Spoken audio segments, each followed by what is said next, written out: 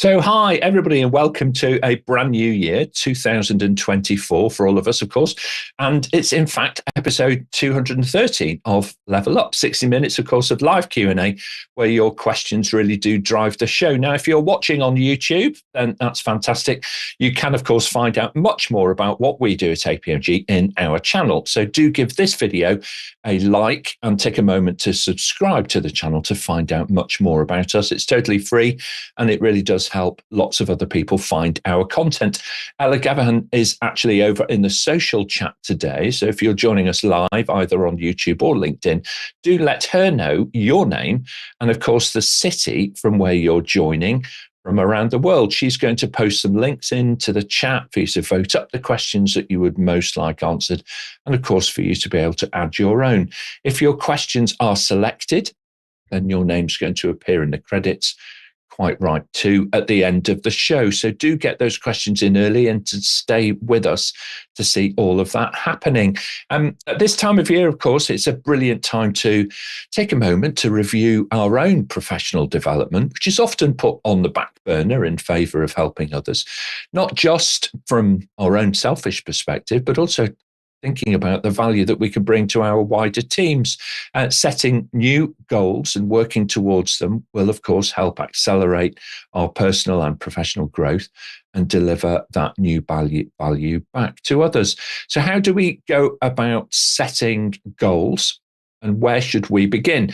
Helping us today to figure this out are an amazing panel.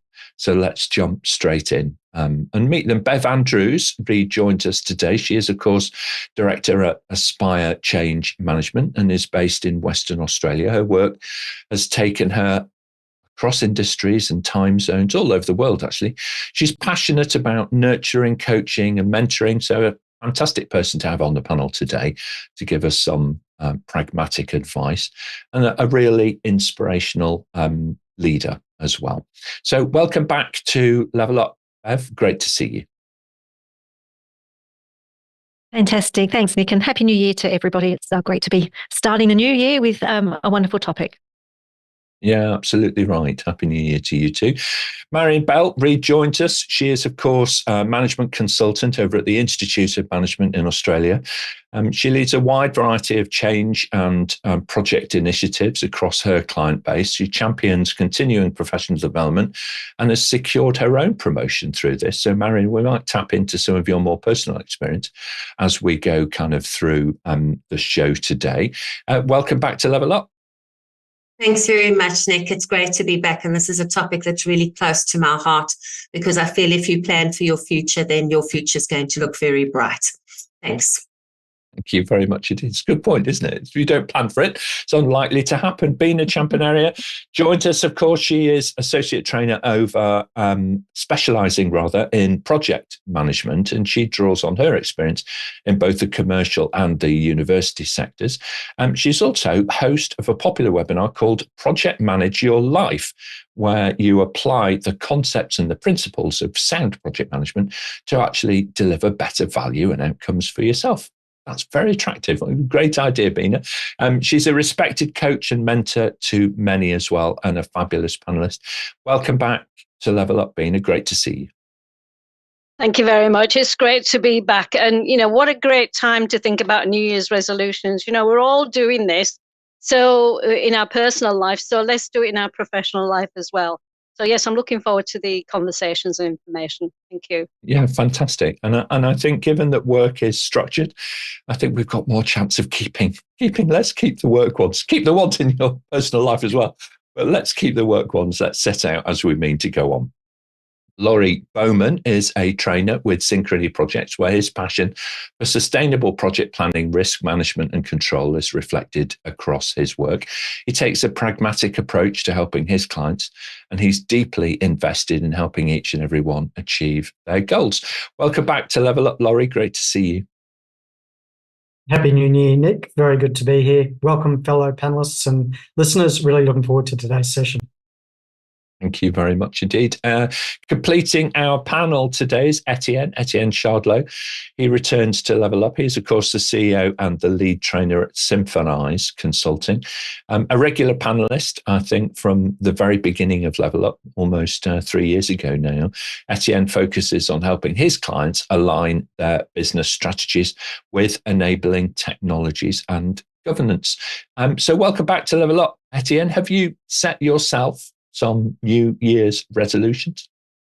Not so much a resolution, but I've got big plans. So I'm really looking forward to some inspiration from the panel today. It's all very well having big plans, but sometimes we need support and some guidance. And I'm looking forward to learning a lot from today's panel.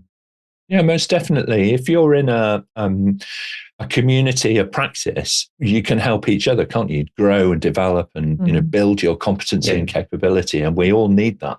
And the community aspect of Level Up and of APMG worldwide is an amazing resource to be able to tap into. So I totally agree with you there. Etienne, thank you very much. Now, a show wouldn't be complete without, of course, a question master to kind of guide us through and manage all of that. Charlotte Miller joins us from the Thames Valley here in the UK. Charlotte, similar question to you, really. Have you set yourself some goals yet, or are you open to formulate those today? The one goal I've set is to get rid of this cold. Must get rid of this cold in 2024. Okay, all right. Well, unfortunately, you're right. In the Northern Hemisphere where we are, it's that kind of season. However, today, most of our panel are from the Southern Hemisphere. So I think Charlotte, Bina and I are in the minority, which is lovely, by the way, as this show is timed, a little better for colleagues who are in India and, all countries east of India. So it's great to have you all today on the show. So look, without further ado, let's move on. Charlotte, can we have our first question to the panel, please? You certainly can, Nick. So our first question is from Chelsea in Wales in the UK. How do I set achievable career resolutions? Where would you start? Okay, excellent. Marion, you jumped in super fast. So let's start with you and then we'll hear from Laurie. All right. Well, the first thing about setting achievable career resolutions is you need to understand yourself really well. Because if you don't, you're going to set the same resolutions every year. I'm going to lose 5 kilos. I'm going to be nicer to everybody. And it's just going to be year after year and you're not going to achieve anything. So what I do is I do a SWOT analysis towards the end of each year. So look at my strengths and my weaknesses and then look at the opportunities and threats. So strengths and weaknesses would be internal to yourself. Opportunities and threats would be your environment in which you operate. And once you've understood that aspect of your situation, you can then sit down and look at what you should be doing to achieve, what career goals you need to set, and then how you go about achieving them. Thanks, Nick. I think that's a really good tool, actually, because we often think about using that in terms of products or clients or, commercial organizations. And we don't always kind of use it for ourselves. But the classic Boston matrix, strengths, weaknesses, internal to ourselves. Yes. No, I tell you, when I talk about this on my classes, my students think I'm like vain or something like that. But it's, totally ridiculous. But it's really such a good tool and to help you to understand yourself and your current situation. Fantastic. Thank you very much indeed, Marion. Great start to 2024. Let's think about that. Laurie, your thoughts, please, and then we'll go to Bev. I really enjoyed that response from Marion, actually. Something I would add is really life is like a project.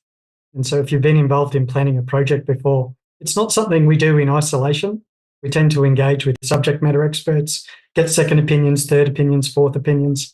So particularly if your goals are in a particular area where you might have friends, colleagues, mentors who've trodden that path before, it might be very useful to get their input, to get their thoughts on your plan if you're happy to share it, just to increase the likelihood that whatever it is you're planning is more likely to be achievable. Thank you very much indeed, Laurie. It's such an important thing, isn't it? Life is like a project. It sounds a little bit like a line from a movie there. I do hope that it's a soft-centered project and you don't have too many bitter chocolates in the box. Okay, thank you very much indeed, Laurie. Great answers, these, aren't they? Fantastic. Bev, your thoughts, please, and then we'll go to Etienne. Yes, thank you. So a little bit like our first panelist, I actually think about the things that I've achieved and what I did really well, and where I've got recognition from, and what I enjoyed doing, and also reflecting on the things that year that didn't necessarily go so well, and deciding if I actually want to improve on those or not, because sometimes you don't have to improve on everything that's not your strength. But then I think about the next 12 months or so and think, what is it that I want different? So what is actually driving me? Is it driving the fact that there's other work out there within the organization I'm in that I go, I really would like to do that? Is there some leadership stuff I want to take on? Do I actually have the capacity to do any additional learning or take on responsibilities this year? Because are there things in flight that might impact what I can actually do? Am I looking for extra responsibility, or am I looking for extra financial success? Because each year you're not always going to go up. Sometimes you need to, when you think of your career, you might need to go sideways so that you can consolidate an area of your career, or you might even need to take step backs, like if you've got children or sick parents, or you're doing study, you might not be able to push so hard in particular areas as well. So I look at those types of things before I then go into any more significant planning tools. And I think you highlight something for people, regardless of your stage in your career, if you're early career, mid or late career. The environment around us flexes and changes each year. And the last few years, I've got a high level of caring responsibility for my parents, and that has now changed. And so this next year is a change, in my environment, and I'm needing to kind of stop and think and say, okay, now the time that I was using for that, was great, and I'm super pleased that I did that. But now that I have that time, back again, how am I going to use that to best advantage? So a really good point. Thank you very much indeed. And appreciate that. Thanks very much indeed, Ben. So Etienne, your thoughts, please, and then we'll go to Bina. Yeah, I like Bev's point about sometimes it pays to step back. Twice in my career, I've made backward steps, which have launched me into whole new kind of directions, and it's been really good for me.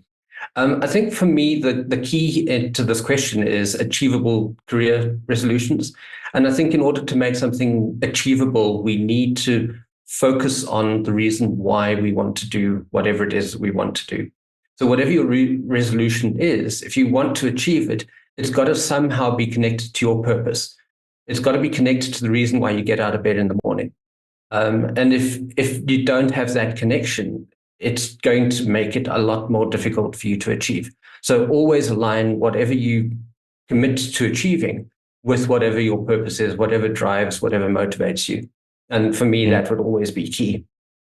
Thank you very much. And this word purpose will come up a lot, actually, I think, this year. It was an emerging phrase, I think, to be fair, over the last few years.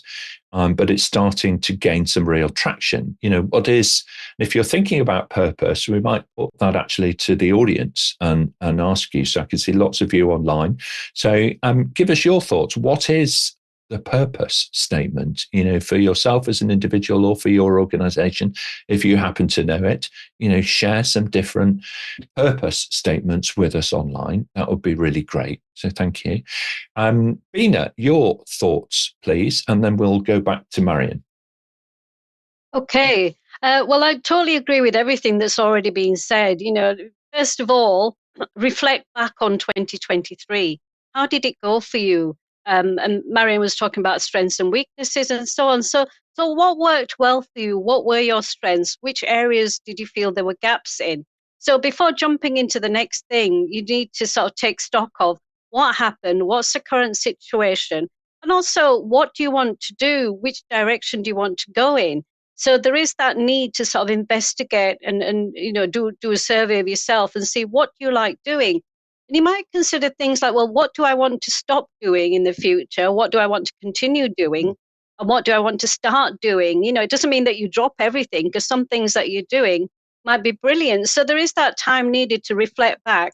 And then looking forward, I think Etienne mentioned about the why. Why do you want to do this? So in some ways, it's like building yourself a business case, for your new journey. Why do you want to do this? What are the reasons? What are the options? What are the benefits? So it's a bit like building a business case. So I would manage my journey forward as a project and say, okay, here's my business case, here's my options.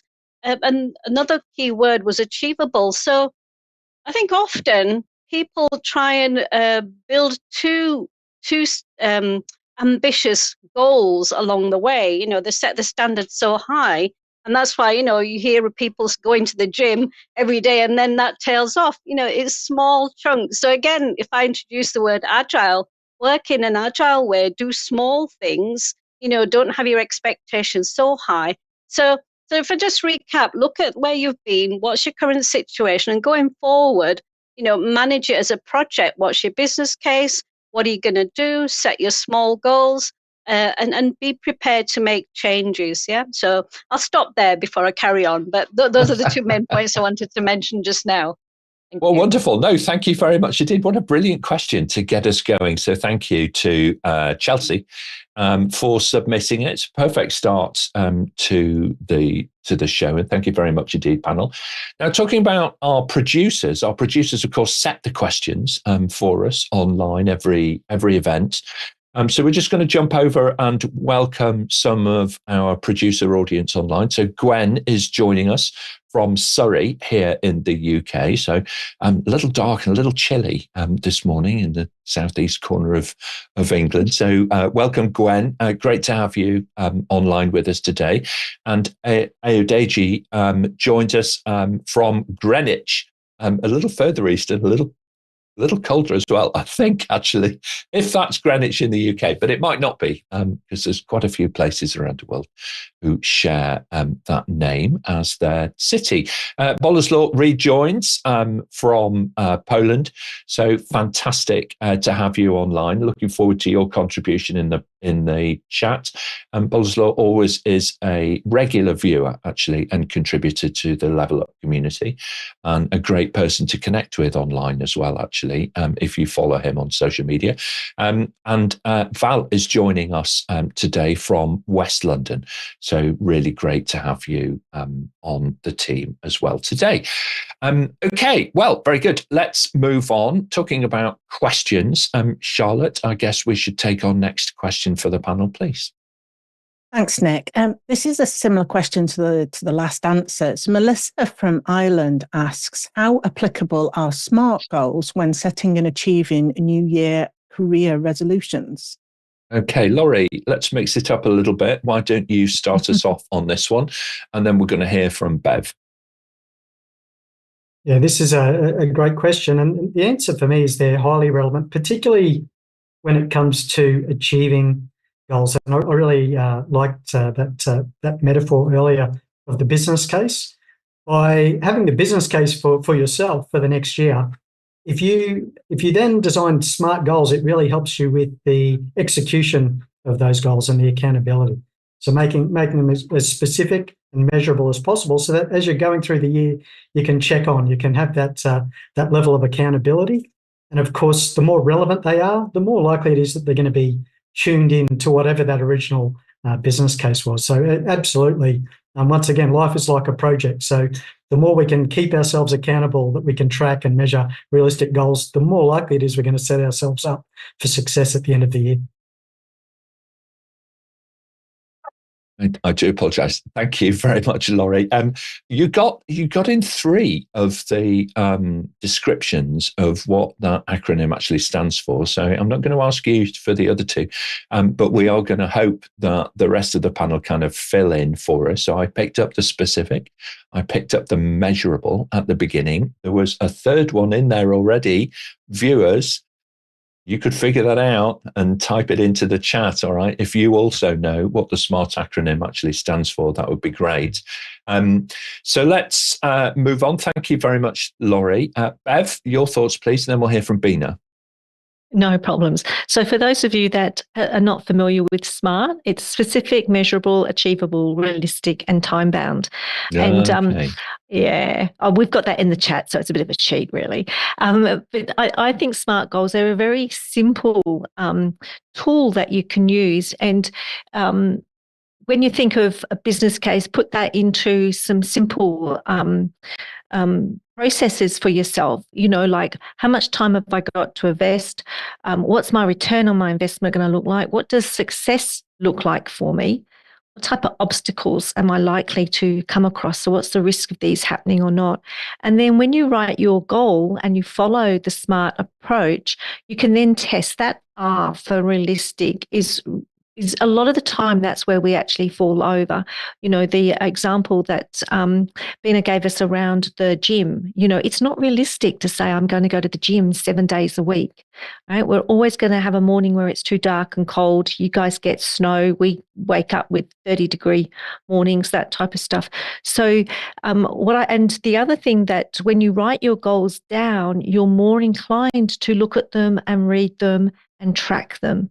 And that's really important, and you might have a huge goal and then you break it down into smaller little goals as well. So SMART is a very small tool, but it's a very smart and user-friendly tool that anyone can apply. Yeah, I think that you're right. And it separates, if you like, the visionaries. I think by nature, I'm quite an optimistic person. So I tend to focus more on the vision end of the spectrum than on the specific, measurable, the steps towards that vision, if you like, kind of thing. And that's just a personality trait. So super helpful, to kind of have that in mind. So thank you very much indeed. Bina, your thoughts, please, and then we'll hear from Etienne. Yeah, no, Bev, that was explanation about SMART goals, and it's something that has been around for a long time, but I'm going to put in something a little bit different because I'm a fan of agile project management and I teach it and so on. I tend to think of it. Sometimes it's difficult to be very specific. What is your specific goal? Maybe you've got some kind of idea, but you don't know the detail. So maybe if we look at it from an agile perspective, you might say my user story, for example. My user story is like a goal. It's like, as a project manager, I want to know about AI so that I understand how it could affect the profession. So that could be kind of a goal, but then that's a starting point. And you could have quite a few of these, what we call epics, kind of big goals or user stories. Then you break that down into smaller ones. But also, yes, they have to be measurable. How will you know you're successful? What's your definition of done, which is another sort of term used in agile. How do you know when you're being successful? So you've got to have an idea of when will it be enough. But also, and I would say, avoid perfectionism. You're not trying to do everything 100%. What's your minimum kind of thing? What are the things that you will accept? Because you're not necessarily going to know everything, be able to do everything. So there's got to be some kind of target that you're hoping for. So I guess that does relate to SMART goals. Yes, it has to be measurable, has to be time bound as well. So yes, you're going to set time scales for your goals. And again, looking at agile, I would manage it like a time box. Say, right, in 2 weeks, this is what I'm going to do. These are the specific sort of stories that I'm going to work on. And when I've done these, I'll be happy because I know what I'm looking for. So it's still SMART, but looking at it from a different way of approaching it, from a more, those of you that are familiar with agile will think, oh yeah, okay, I can see how we can still achieve what we want, but from a different approach. Excellent. Thank you very much indeed. What a great way to think about it and bring those guiding principles from the agile philosophy and the agile methods, into practice. So excellent. Thank you very much, Bina. Etienne, your thoughts, and then we'll go to Marion. Yeah, I think I'm going to touch on a few things that have already kind of been mentioned, but I think for me, when looking at the SMART acronym, I think the key, and I mentioned it earlier, is achievable. Often we set ourselves up for failure by setting goals that are just not achievable, or we are we're just too optimistic, and I love focusing on vision, and I love focusing on the purpose that I mentioned earlier. But I think it's also important that we take these bigger goals, we break them down into smaller pieces. And, again, kind of the agile approach to things. Something else that we kind of use as a technique in service management and software development and things like that is this idea of test-driven development. Why not apply those to our goals? So think about what is it that you're trying to achieve? How are you going to measure it, which is part of the SMART acronym? Make sure that it's measurable. Once you know how you're going to measure, then you can deliver this thing in such a way that it'll meet the measurement. So do what you set out to achieve. So figure out how you're going to test, how you're going to know if you've achieved this thing, and then do whatever it takes to make sure you can tick that box. And I think the key is to make these goals achievable so that we don't set ourselves up for failure, because not achieving a goal just kind of demotivates you for your next goal. So keep yourself motivated by breaking stuff down. Great. Thank you very much indeed. Thank you, Etienne. And final thoughts, Marion? SMART is a great test to see the strength of your goal. So if your goal has all the elements of SMART, then you're already on the right track towards achieving it. We add T and A to the SMART acronym, so SMART-A. The second T then is trackable. And this is really important when you're working towards a goal, is your ability to be able to see how far you've progressed. Because as we start to work through these goals, we're going to lose motivation along the way. And if we've got a project plan or a checklist of what we're going to do, breaking our goals down, as previous panelists have said, and we have that little dopamine hit of being able to tick something off, that we've actually completed perhaps an assessment or an assignment, or we've attended a class or something like that, it allows us to see how we're actually progressing through our goals. And then the last one is agreed, A for agreed, so SMART-A. Now, it's really important that you consider the people in your environment who are going to contribute towards you achieving these goals. So, for example, I did a lot of study in 2022, and I needed the support of my family and my partner. So I had to get their agreement up front that they understood that this is what I was going to do, because it was going to cut into a lot of my time with them, and to make sure that I got that support from them. Because it may happen that you're going to study on a Saturday afternoon and the family wants to go out. You need to be able to agree that with them up front, that they know what this is going to entail, but also explain to them what the benefits are to them, because if you're going to be able to increase your earning capacity, obviously there's better meals and more fun for them down the line if you've got more money. Thanks, Nick. Better meals and more fun. What a great way to be able to pitch your own professional development to your family and your partner and so on. Fantastic. Thank you very much indeed. Thanks, Marion. Food is a great motivator, isn't it? And that trackable element, I think, is also a great motivator.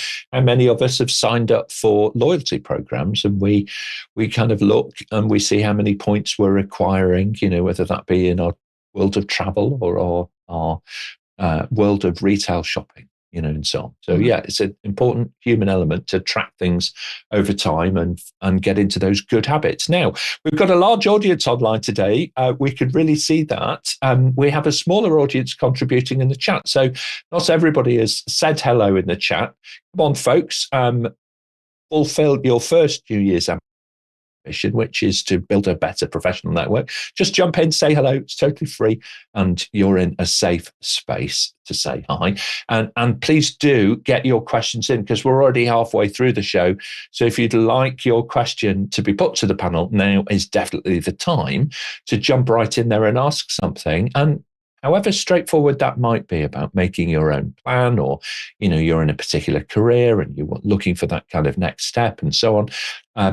even the top skills that might be required, in your industry, in your job role coming up, these sorts of things. The panel are here to serve, and they're looking forward to getting your questions. So please do ask one. Okay. On that note, Charlotte, can we take our next question, please? Just a note on the trackable. My trackable objectives for 2024 are the bathroom scales every morning. Okay. All right. Okay. Well, we're not planning on doing a show on that, but nonetheless, anyway, thank you for sharing, Charlotte. We'll keep that one in mind. Let's move on for our next question, please. Live question, which we've shortened a little bit so that we can get it on the screen. How can I navigate developing the right skills to be at a competitive advantage and secure a role without hands-on experience? This is a live question from Gwen Benson. And it's a great question. And it's lovely, Gwen, that it's phrased in this way, because this is often the challenge that people have. On the one hand, employers want to hire experience. But if you have the aptitude to do something and not yet the experience on your CV showing that you have done it, how do you actually get that across to people? So, Bina, let's come to you first this time, if I may, and then we'll hear from Marion. Okay, I wasn't expecting to go first, but never mind, I'll start. I think a couple of things there. What's going on in the outside world? What skills are needed, and then how do you find out about that and present yourself in order to get further with your career? But you need to be observant. You need to see what's going on outside. Read things, look at LinkedIn, watch webinars. Watch things like this to see what are people talking about, what's trending at the moment. And I know APMG released something recently about trending, and I've actually got a list of them written here, so I might just read them out, just because I couldn't remember them off the top of my head. But digital literacy and tech fluency, these are things that are popular, that are trending. Data management and analysis, cybersecurity proficiency, environmental sustainable knowledge. Did I miss any? I think those are the main ones. So these are things that are popular, and maybe you'll think, I'm interested in that. I want to find out about that. So it's a case of looking at what are people talking about? How can I learn about it? Can I take any certifications in it? Can I join some events and so on? So you have to put the work in to learn about something, especially if you've not got the experience. So at least you know what people are talking about, what you can present, and then about convincing people if you've not got the experience. I guess if you convince them that you know what it's about, and maybe you might need to do some voluntary work or something like that. That's an area I haven't really thought about much. How do you get into it? But I think certainly building your knowledge, being aware of what's going on, that's got to be a starting point before you approach anybody. Absolutely. Thank you very much indeed, Bina, for getting us underway. Marion, your thoughts, and then we'll go to Etienne. Based on what, just not to repeat what Bina said about being observant, that's really the important point here, developing the right skills. So talking to people who are already in the sort of environment in which you want to get into, ask them and see what the skills are that are required. So, for example, when I moved to the UAE and I started talking to people about project work, everybody said to me, you will not get work in project management unless you have a PMP. So, of course, that's a clear indicator of what you need to go and study. And then how to secure a role without the hands-on experience. I just feel there are a lot of people who are putting their CVs out there for jobs where they haven't even got the certification and maybe not much experience. So the fact that you've got the certification, I feel would get you a foot in the door. Certainly if I was looking to employ somebody, I favor people who have certifications over people who just have general experience, because you don't know what their general experience entails, where they're missing gaps or anything like that. So if they come in and they say to you, I've got the change management course from APMG, I want to be a change manager, I'm prepared to accept that because I know that they have now got a thorough grounding in what change management is about. And I think that that's very important. We should be, as hiring managers, we should be hiring talent greater than ourselves, and greater than is in the team. We're looking to bring in new skills, not to absorb people into a kind of Borg-like, continuous existence where everybody is identical and everybody is the same. That diversity of thought, that diversity of background, that diversity of gender and religion and race and beliefs and all of these kinds of things add massively to the strength of organizations. So thank you very much indeed, Marion. Etienne, your thoughts, and then we'll hear from Laurie. Yeah, I think a big part of securing the role, especially when you don't have the hands-on experience, is being able to demonstrate a passion.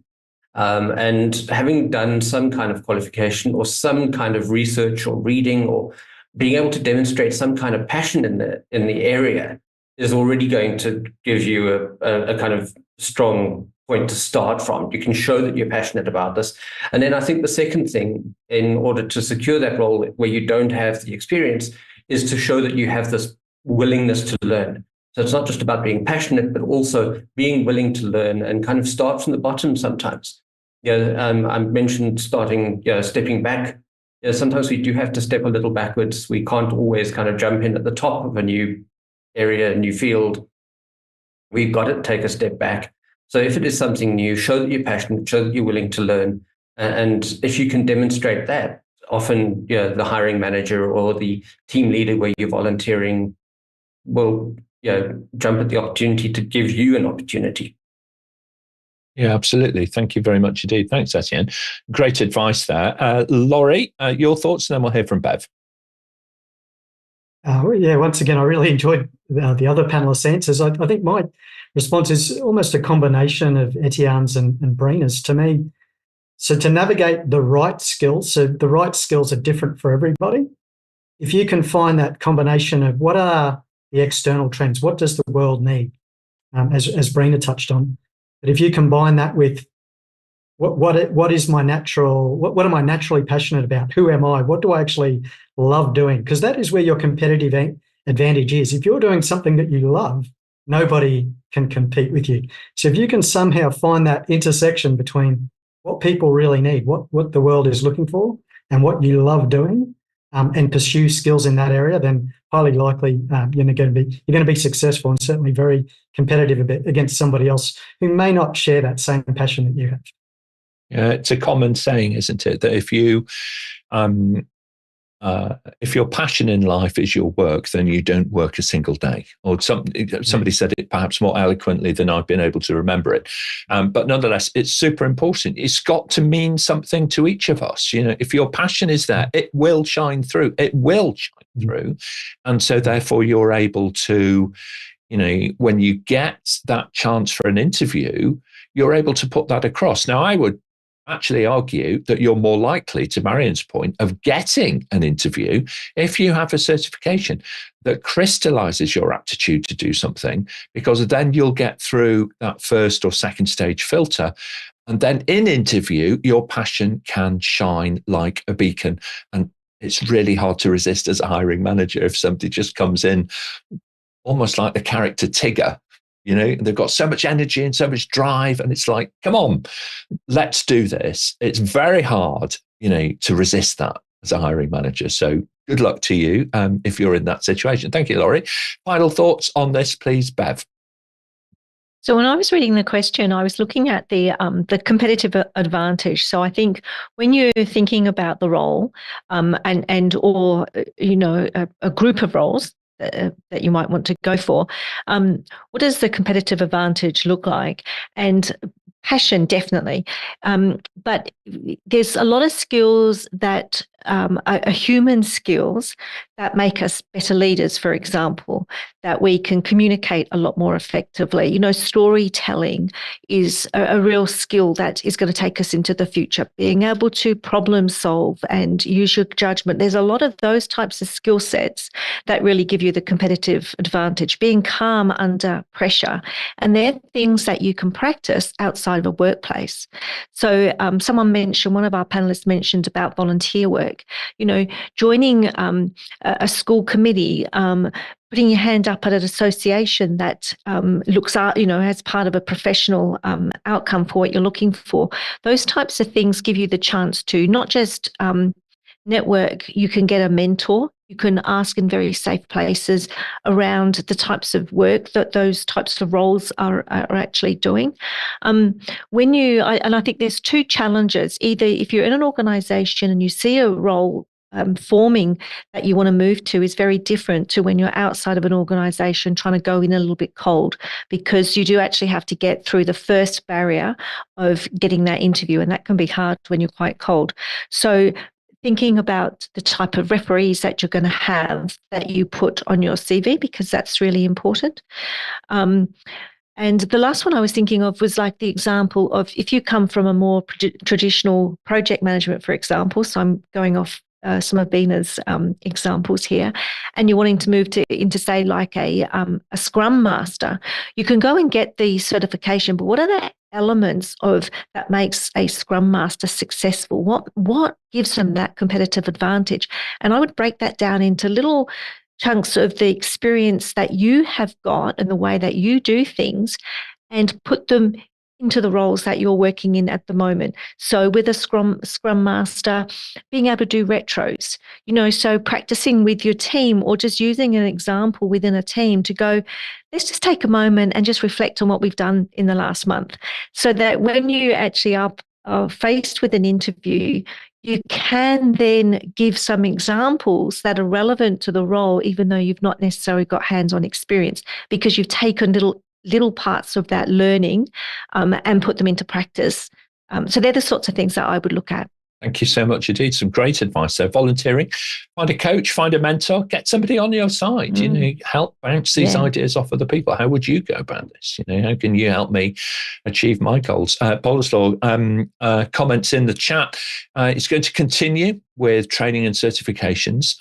They're really stacking up now. And I think one of the things that Boleslaw is really good on in his thought leadership is to think about a portfolio of skills.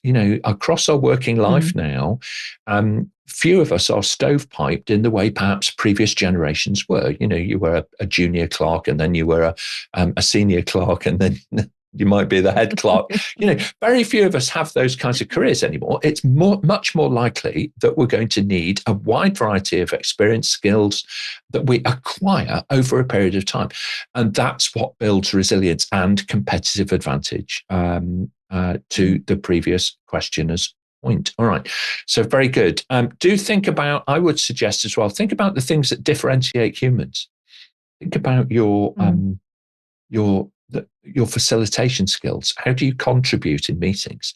How do you change and act as a catalyst for good in your organization? What are those sorts of skills that you could bring that computers struggle with, that robotic process automation cannot deliver? That is a strong trend for us to be considering, folks. What is the difference when you're involved in a meeting? What is your contribution?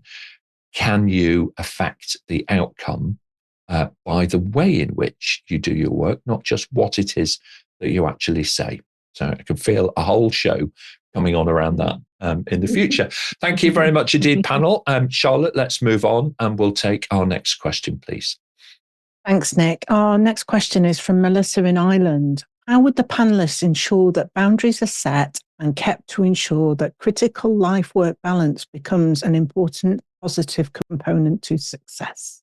And keeping that balance is such a critical element of it, isn't it? Etienne, let's start with you, please, and then we'll hear from Laurie. Well, I've jumped in first here because I need help with this.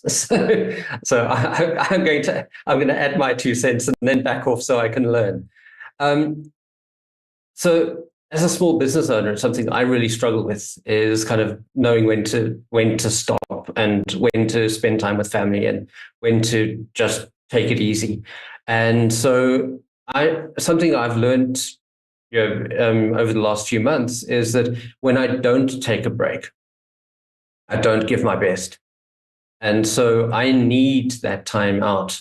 I need that break in order to give my best. And when I'm working flat out and I'm not giving myself the time out, I really am not giving my business everything that it deserves.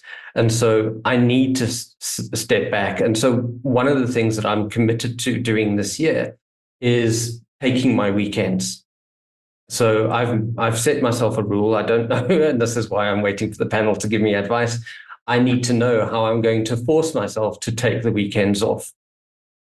Okay. All right. Well, we will hold you to that, Etienne. And maybe the panel will come up with some good suggestions for you to create those boundaries. Laurie, your thoughts, and then Bev, please. Yeah, thank you, Melissa. This is a really good question and a really important one too. I think one approach that can help is to have your New Year's resolutions. Don't make your career resolutions in isolation. Where you're going to do 1,000 things, your business is going to grow tenfold, and then separately create your physical health and fitness resolutions, where you're going to go to gym 7 days a week for 1.5 hours a day, lose 50 kilos, et cetera, et cetera. Do it together. Do it in an integrated way so that it's more likely to be sustainable, something that you can achieve. And as I mentioned earlier, it can be useful too to check in with, if you've got key people within your circle, this could be family members, your spouse, even your children, to check in with them to see what they think about, a family holiday to Fiji or whatever it is that you might be planning. And the more you can do it in an integrated way, the more likely it's going to be sustainable, and you're going to get that outcome that you're looking for at the end of the year. Okay, thank you very much indeed. Bev, your thoughts, please, and then Marion. I can certainly relate to Etienne's quandary. So what I actually started to do was block time out into my calendar of how I'm going to do stuff. When am I actually going to work in the business? When am I actually going to work on the business? And when can I take some time that is just to work on me? And I build that into my my calendar. Luckily, I'm only at home with my husband. I don't have young children to worry about, but there's boundaries that we set on that. So, and I started off small. So I just went, right, Saturdays, so from whatever time on a Friday until the Sunday morning, that is my time, my family time. Right? So that is the boundary that I put in play. And then it's just around, now I actually want to get to a whole weekend as well. But it's actually, you have to be quite strong with yourself and go, no. So it might be a case of put your laptop down in the study or down in a spare bedroom and shut the door and tell the people around you, I'm not to go in there to get the laptop out, right? Tell me off if I'm going to do that. Or I'm going to work on a Sunday afternoon because I can take Wednesday off to go to see the kids at assembly. So you have to be quite strict and firm with yourself to work out those boundaries and then get other people to hold you accountable to those boundaries, because it's too easy to sort of slip back. I think it's true. Say it out loud. If you say it out loud, then you generally mean it. If you write it down on a Post-it note, put a Post-it note on that door. If you're lucky enough to have a room, an office at home, put a Post-it note on the door that just says no, or turn round, or something funny like that. On a Friday night. The computer says no. Yeah, there you go. Excellent. All right, very good. Thank you. Briefly, then Marion, and then Bina. Well, if you consider it, even God took a day off. He worked for 6 days and then took a day off. So, that means I'm quite entitled to do the same. On a serious note, though, when it comes to work-life balance, before you take anything on or set any goal for yourself, you need to understand how much spare time you have to actually work on this goal. And so you need to have a fairly good idea of what your current schedule is already like and your current commitments are already like. You also need to look at this goal and see how much time it's going to take.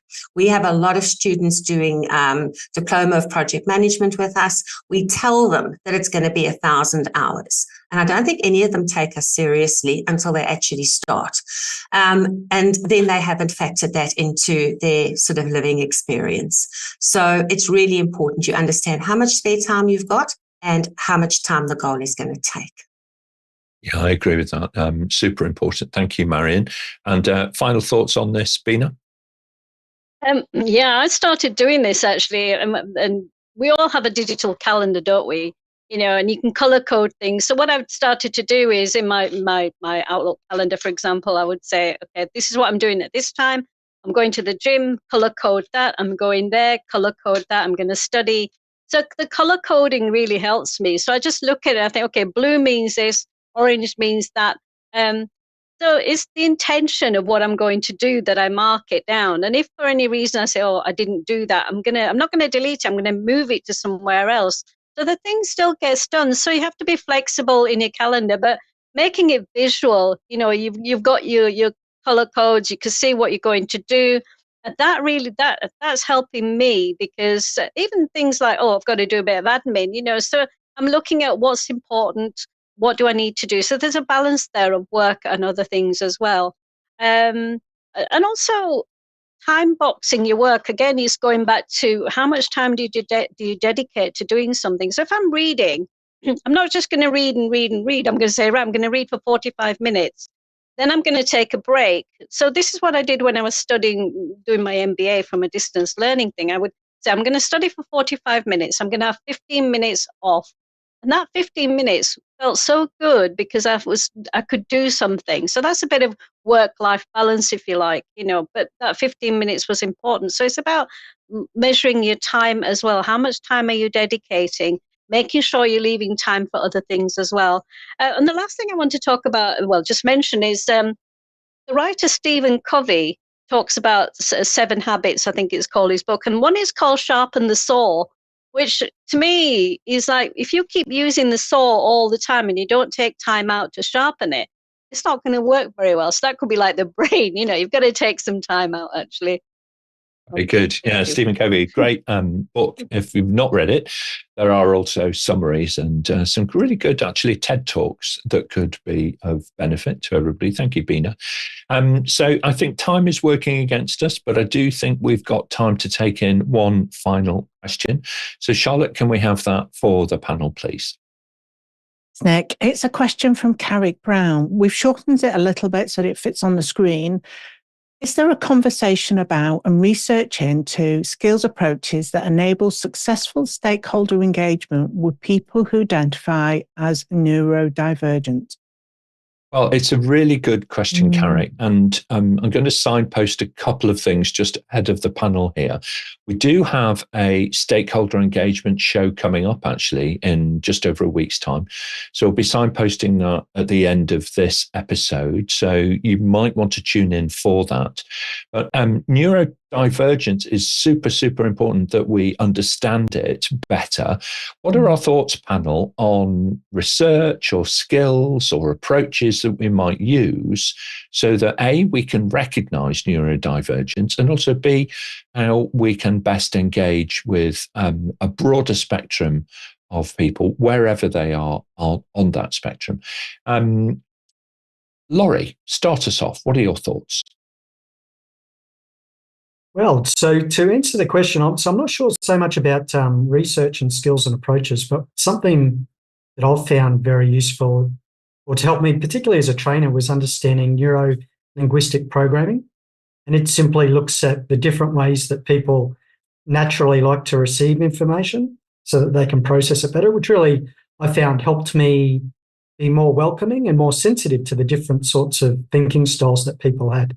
And I believe APMG now has a certification program on NLP, or neuro-linguistic programming, as well. So though I don't know that it covers the full spectrum of neurodivergence, it is something that I think can be very helpful if you're aware of it.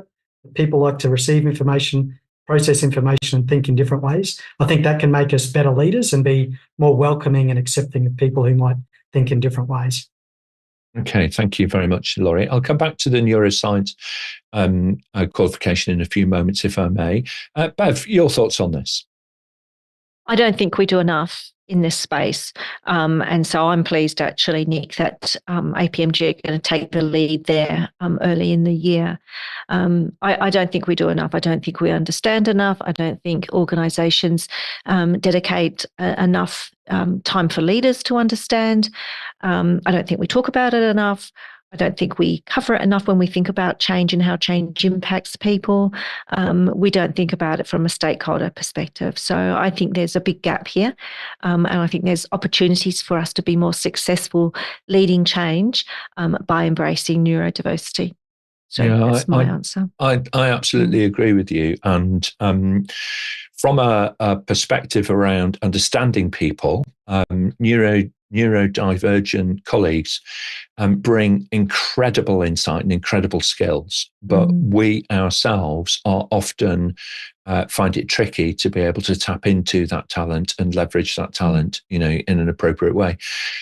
So I was fortunate enough in my career to work with a lot of neurodivergent colleagues, and fantastic value in the teams and the organisation that I was in from people wherever, and we're all on the spectrum, by the way, somewhere or another. So it's well worthwhile researching that, particularly if you're in a project management role or a leadership role, to think about how do you get the best from each and every individual in your team. So it's a great question. It's popped off the screen for the moment. But the other thing to bear in mind, if you're interested in learning more about how do people think and how does our thinking affect our behaviors, and particularly in times of change, then do research the Neuroscience for Change certification. It's not entirely about neurodivergence, but it does give you fantastic insight into how do human beings think? And when you're going through a change program, perhaps you're doing digital transformation, perhaps it's called something else, but it may well be that this is going to add a lot of value to you. So do have a little look. There's a QR code on the screen there for you. Excellent. Thank you very much indeed. So we've run out of time, panel. So let's have some brief closing remarks. Bina, if I can, I'll come to you first and then we'll go to Marion. Keep continuing professional development, keep learning. If you've made the start, just keep going. It's never a waste of time. Time is valuable. Use it wisely. Keep learning things and get out of your comfort zone. Thank you very much. Get out of your comfort zone. Come on, get up, stand up, do something. Fantastic. Thank you, Bina. Great call to action. Marion and then Bev. I'm going to take it one step further, and I'm going to challenge everybody to learn one new thing every year. It doesn't necessarily need to be related to your career. Perhaps one year you do learn to swim, and then perhaps a couple of years you have something about your career, but just sort of keep it balanced so that you stay like a sort of balanced person. Thank you very much indeed. It's certainly a really good one to have, isn't it? Let's make sure that we learn something new every single year. Bev and then Laurie.